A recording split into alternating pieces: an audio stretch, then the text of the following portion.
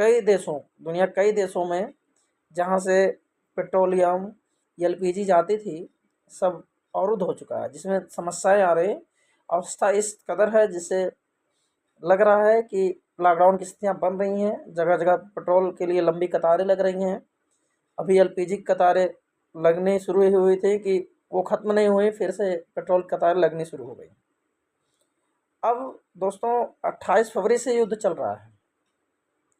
सबको पता था कि ये दिक्कतें आने वाली हैं, क्योंकि अगर ईरान आ गया अपने पे तो रोक देगा, जिससे किसी के किसी को तेल लाना सुरक्षित नहीं होगा। क्योंकि अपने विश्वगुरु साहब जाके वहाँ इज़राइल में उसको फादरलैंड बोल के चले आए थे ना। अब फादरलैंड कह के ईरान अपना पुराना दोस्त था, उसको हर्ट करके चले आए हैं। तो ईरान अब इनसे भी मिलने को तैयार नहीं है, इनको भी छोड़ने को तैयार नहीं है।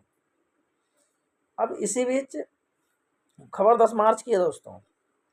10 मार्च को लगभग 59 लाख लीटर, हाँ आप सही सुन रहे हैं, 59 लाख लीटर, 59 लाख लीटर बांग्लादेश को दे दिए हैं साहब अपने। अब साहब 59 लाख लीटर बांग्लादेश को देने के बजाय अगर अपने देश में रहता तो इन दिनों कौन किसकी मदद कर रहा है? कम से कम अपने देश को सुरक्षित रखते। सबको बांटने लगे हैं, इतना आप खुद उगा रहे हैं जिससे मालूम पड़ रहा है आपके यहाँ ज़्यादा निकल रहा है।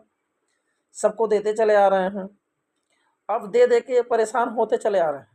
और देश में क्राइसिस इतनी बढ़ गई है कि एलपीजी की लाइनें ख़त्म नहीं हुई थी कि अब डीजल पेट्रोल के लिए भी लंबी कतार लगनी शुरू हो गई हैं।